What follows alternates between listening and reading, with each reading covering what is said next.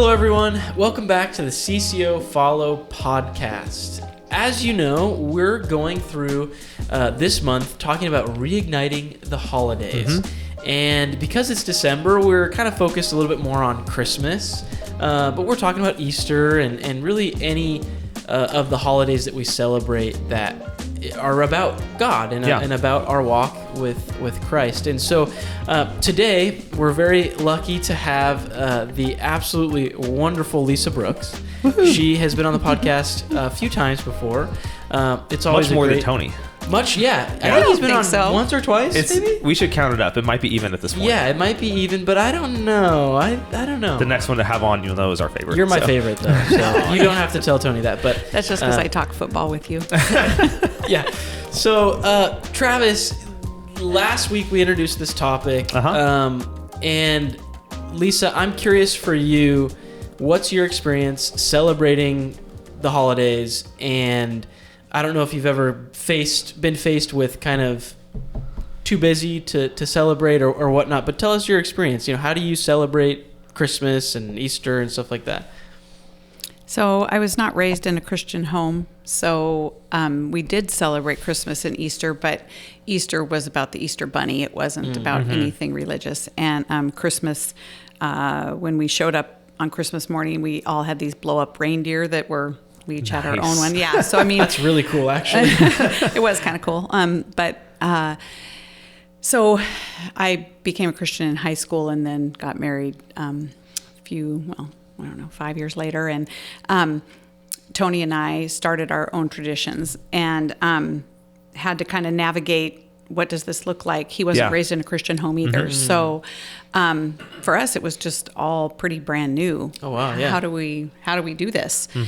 And we kind of fell into a funny tradition because we were engaged. We got engaged in October. And in December, we were going to drive across the pass to my parents in Spokane to spend Christmas with them. And I had this, little emotional breakdown of, we don't even have any decorations. We haven't decorated for Christmas, which it's not like we were living together. He had his place and I had mine. And I was at his place that evening making dinner, and he shows up with a Christmas tree and decorations. Aww. And he goes, let's start a tradition. And so we set up a Christmas tree, and It was really special. We carried that tradition on with our children, where we went out and got our Christmas tree on Christmas Eve, set it up on Christmas Eve, and the kids would go to bed on Christmas Eve and wake up on Christmas morning with presents under the tree. So it all happened right then. Wow. That has nothing to do with the religious aspect of it. Sure. But it's the awe factor was great. So that was a tradition that we started, and we carried on for many, many years until, oh man, do you remember when we ended it? I think you guys still had it when we started dating, when Alicia and I started dating. So I want to say it was probably after we moved to Florida. So it was sometime in there. Wow. Yeah. I think it was after we opened the adult family homes. It just became too much chaos to add to us. Yeah. Because you were basically condensing all the chaos of getting a tree and decorating a tree into one little time frame. And with adult family home, you can't really do that. Okay. So I'm curious, because this is actually bringing up something I didn't even think about before, but you're going from, both you and Tony weren't raised in a Christian household. So you didn't have certain traditions and stuff that you did, like going to church or whatever it might be. I don't know. But what was that like? Like, how did you navigate creating some of those traditions, or exploring, like, getting your mind in the right zone after you became a Christian? Yeah. So, and speaking of that, because everything basically happened on Christmas Eve, we never went to Christmas Eve service, even because we couldn't. I mean, there's too much to do. Yeah. And later, as our kids grew up, people would always talk about this Christmas Eve service thing and a candlelight service. And it was like, what's that? So we did kind of adjust things over the years, where we got the tree up earlier so that we could go to Christmas Eve service. But I think it was really when we had children that we started to do Advent. Where, right on. Yeah. as we grew in our faith and became friends with other people, they would tell us, oh, we do Advent or whatever. Yeah. Oh, okay. And so we started to develop that. I can't say we're not the super consistent with the everyday. Probably if it was a piece of chocolate, we would be.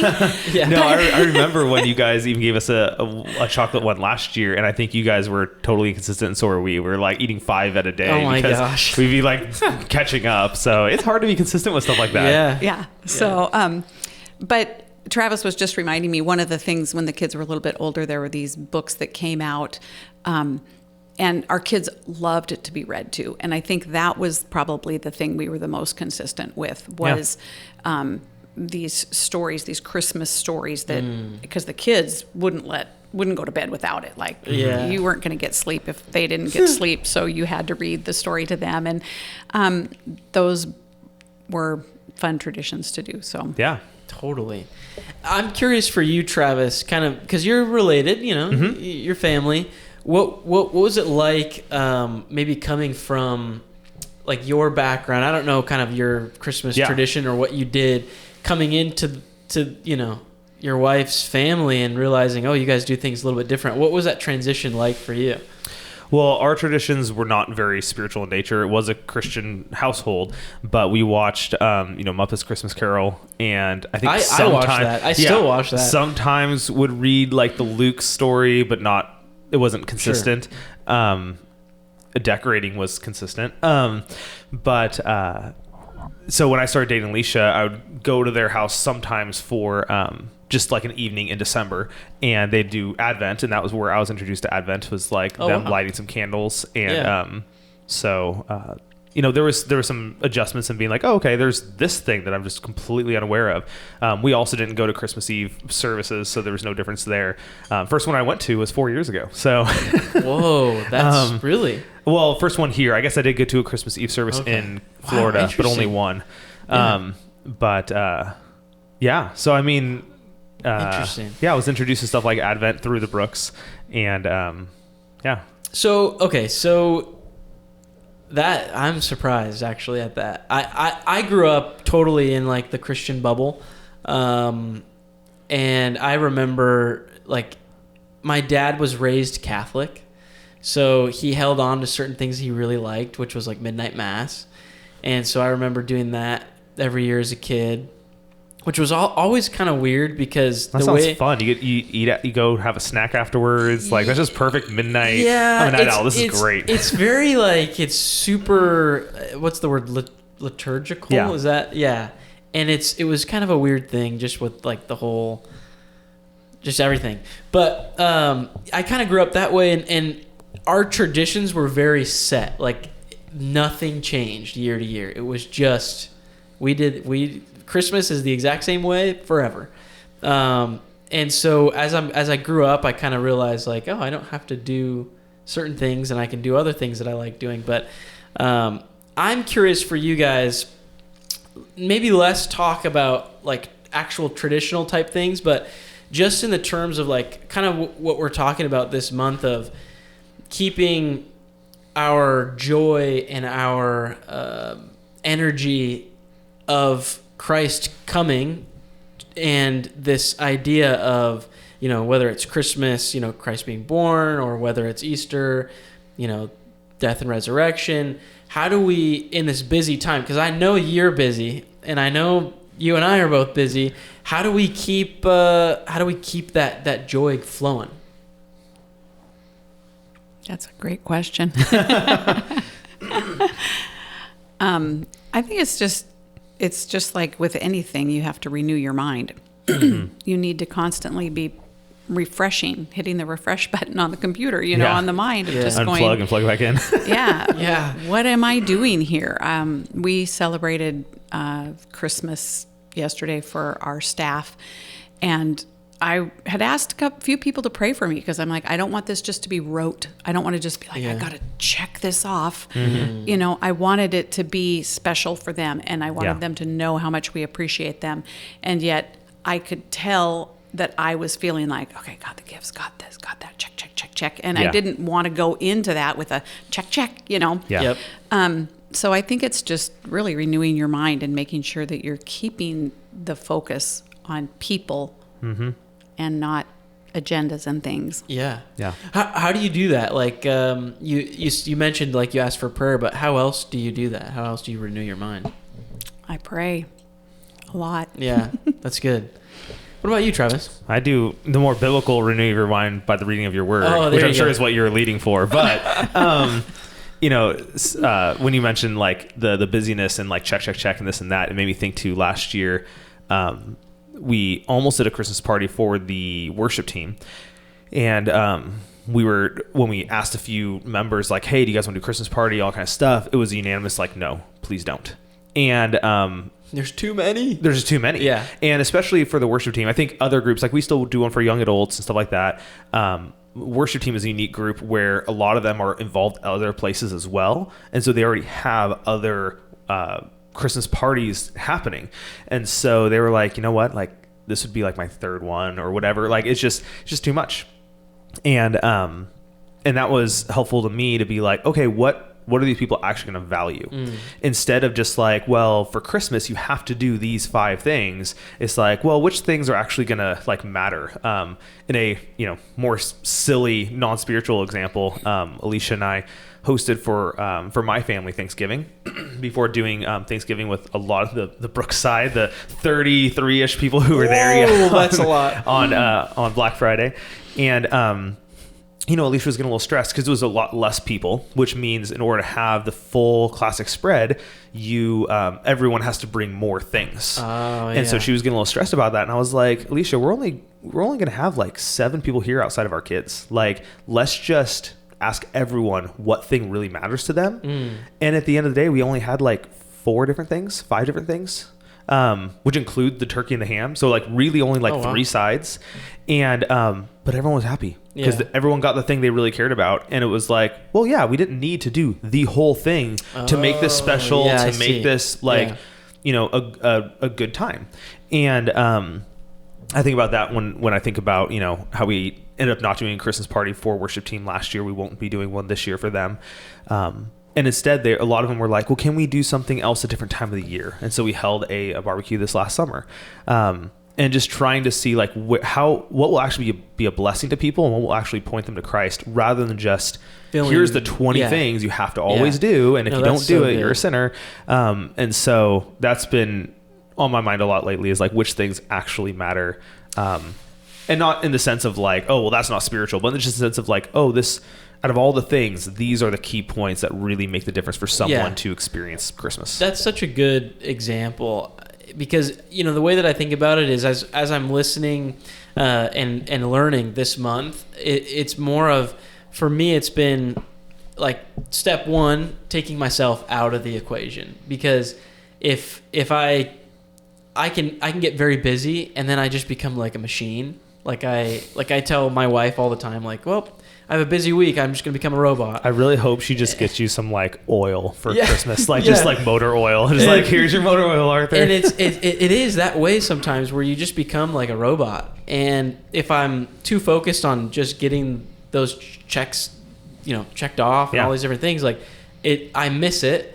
But also by taking myself out of that, because I'm not only missing it for myself, which really doesn't matter all that much, I'm missing, like, everybody else is missing me in those times. We miss you, Arthur. And just the, thinking about others, I think you mentioned that. I think it's huge, because if we could get rid of our own kind of, take ourselves out of us and our minds and focus on others, like, then those checkmarked things, there might still be things that we need to do or whatnot, but we're focused on the right thing. We're focused on others. And then it's that third part is remembering, okay, why am I focused on others? Why am I trying to love others well? And it's because of Christ. And so I think that's a really good example. And I'm going to have to start thinking about that more. What can I get rid of? Yeah. Because it gets really, really busy. And like, what's the important parts? I'm curious, so kind of an adjacent thing to this. You mentioned that you got saved in high school, and I know at the time, I think you had 1 sibling who was saved? 0? Well, actually, all three of my siblings had claimed Christ at that point. Oh, okay. So when you approach Christmas that coming year, I guess what I'm getting at is that, we're talking about reigniting the holidays as far as like taking a time that is easy to become rote, easy to become too full, easy to become commercialized, as Charlie Brown would say, and we're refocusing on Christ and the purpose of it. What is that like for you with non-Christians in your life? And how does it influence, like, how do you talk to them? How do you encourage them? How do you build them up? How does it influence how you do that? Well, I don't think back in high school it made that much of a difference because I was such a new believer that I literally, I remember making this comment that I really did not know Christmas was about the birth of Jesus. And I didn't know that Easter was about the resurrection. Like, I knew something about Jesus, but I didn't know what. Yeah. And which I think is really just an important note. Like, sometimes we see people getting saved on Sundays, them especially, but honestly, even like our own kids, just like you have to remind people and tell people what is they may believe in Jesus, and they may have no clue about things that you would consider standard. I mean, that's the birth and death of Jesus is like, wait, you don't know what days those were, what holidays those are, but you're a Christian? You absolutely cannot know about the holidays and still be a Christian. Yeah. Well, and even yesterday for our Christmas party, we were going to do an icebreaker, and Tony goes, "Oh, we should ask them what their favorite Christmas memory is." And I came to him later and I said, "You know what, honey? I don't think that's being sensitive, because some of these people don't even really have family. Yeah. They have really bad memories." Yeah, and so that's true. we asked the question, "What's your favorite Christmas movie?" Yeah. Because most people have we actually had a caregiver who said she was raised in a religious home, but they weren't allowed to watch movies. She said, "I'm not religious anymore." Yeah, we did. And she goes, "I don't watch movies. I don't think I've ever seen a Christmas movie." And I was like, "Wow, but it gives us an opportunity to step into their world a little bit, and totally. to be like, oh, now she said that she came from a religious background. Yep. What is that? It gives me an opportunity to speak with her at some point about that. Yeah. So man, I'm just thinking, my mind's like exploding right now, thinking of all these ideas and stuff. But I was thinking just now that I inadvertently, without even me really focusing on it, I think I remind myself, and like not necessarily renewing my mind, but just reminding myself of the reason by some of the traditions that we just like to do. Like, we watch certain movies will remind me of the reason, or certain songs that we sing or listen to. And I just think, like, I think that could be a helpful tool as well. Just constant reminder of putting the right things in front of you, because if you're going to be, celebrating the season, there's a lot of different ways to do it. But if you're just putting the right things in front of you, it keeps you kind of going in that same direction. But Travis, for you, thinking about all of your, going back to what you said about having so many parties and realizing, we can reduce some of these things. Yeah. What has that journey been like for you in the lead up, maybe just this year? It doesn't change all that much. I mean, the reality is we still have too many things on our plate. True. We were just looking at the week leading, the week before Christmas week, and it's like Monday through Friday night, I have different things for the church to do, and then Saturday there's that's the week before. So from Saturday until the Friday before is just every night there's something to do. So in some ways I'm like relieved that there are people who are like, we don't want a Christmas party. I'm like, oh, good. but in other ways it's just a helpful reminder that we can get so locked in our own set of things that we have planned for, think we should have planned for, that we forget that other people are also maybe struggling with just time and stuff like that. And it's like, hey, like, this is okay to drop. And so how do you guys deal with kids? I don't have a kid yet, or kids. How do you guys do that with your kids? Like, how do you keep it special for them, but special in the right ways? Boy, it's much easier when they're your kids and they're at home, because once they start getting married and they move out, you're kind of holding on to those traditions. Like, well, do we get them a stocking? It's, just all those things of how do we celebrate. It becomes more complicated. Let me just put it that way. Yeah. And if you're not, I do not say that I am a good gift giver. It's very hard for me to buy and give gifts. I'm just not natural for me. So it can be very stressful. And that's when you just send Tony to do it. no, because Tony's a shopper. He just goes and just he'll get scammed so quick. Throws stuff in the cart, and it's just like, whoa, what are we doing here? That's awesome. So, it's much easier when the kids are little, just because you develop the thing. You kind of grow with them as they grow up, and it becomes very natural. As they can do more, you plan more, and as they understand more too, right? Yeah. Like, what was that? You were just saying that you were going through some book or something with Yeah, and it's the same book that they went through, which I didn't realize at the time. But there's a 4-book series through Advent. We actually have it linked on the Advent page. Oh, right on. But there's a 4-book series. They also have a Lent one and an early Christians ones following the resurrection and ascension of Jesus.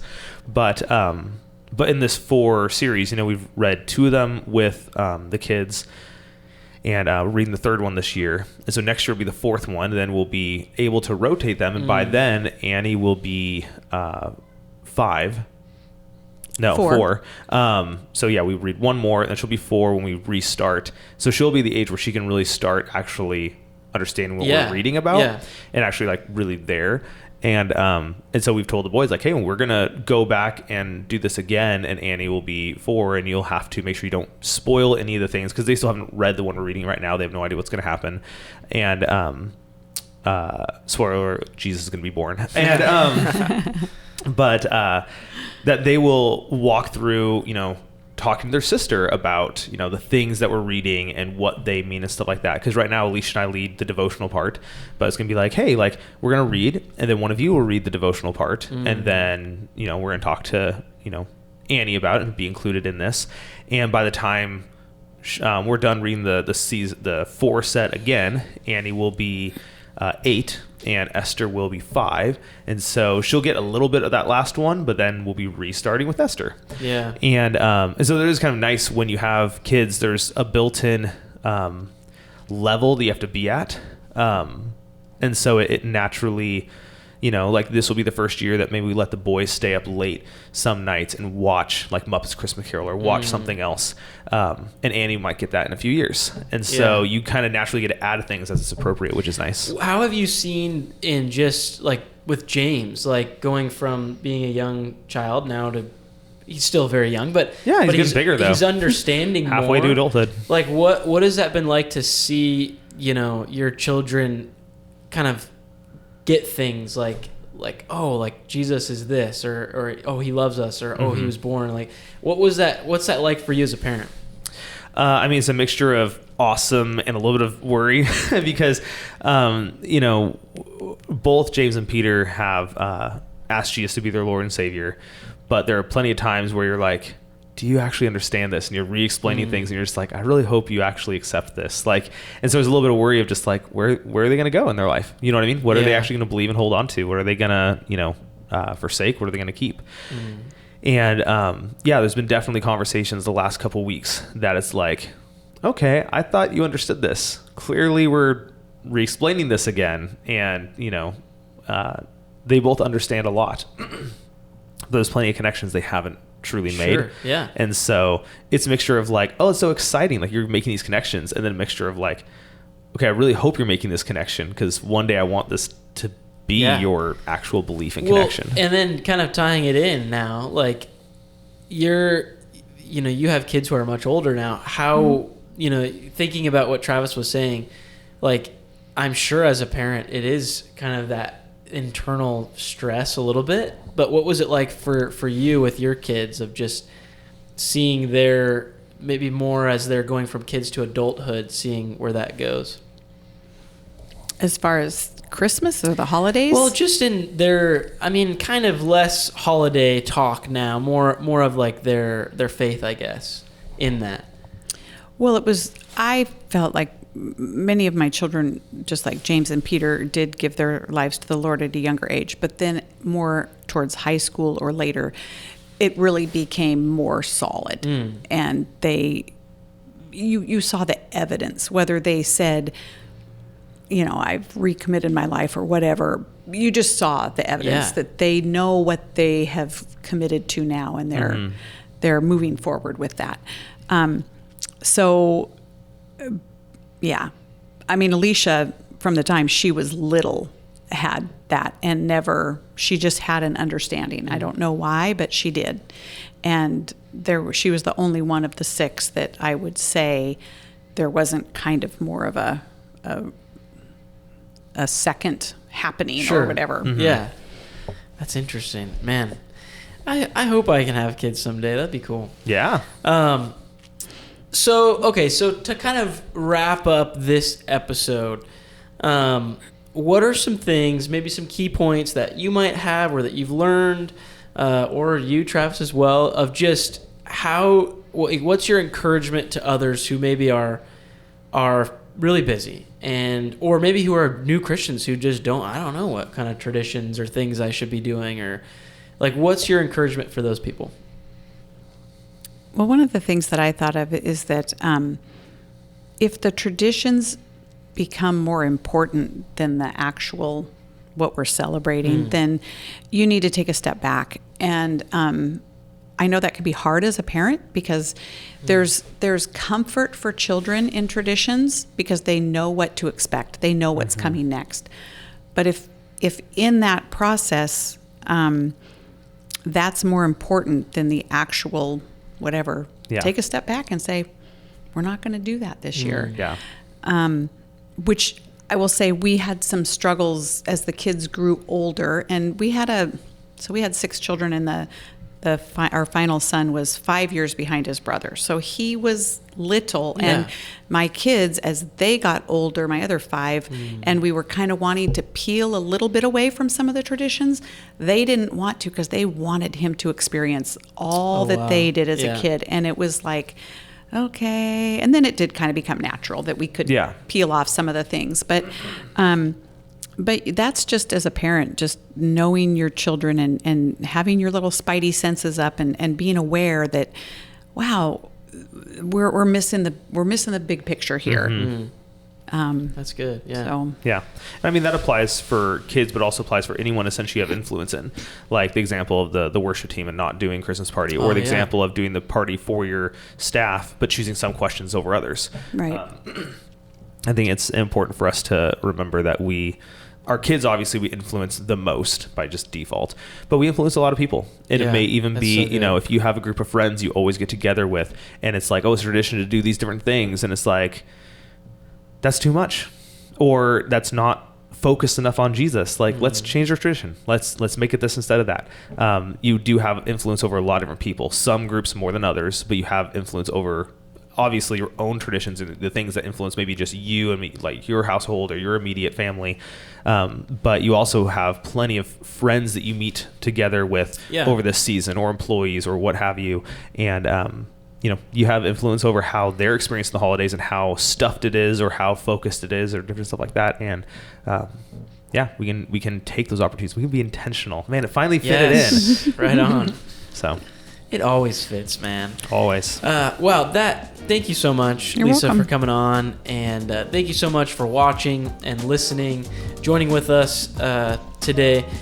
We're excited to talk about this. And as the holidays kind of roll on, because we're filming this in December, it's going to ramp up for us. And I think it's so cool that we get to kind of have this community where we're reminding each other, we're encouraging one another. So thanks again.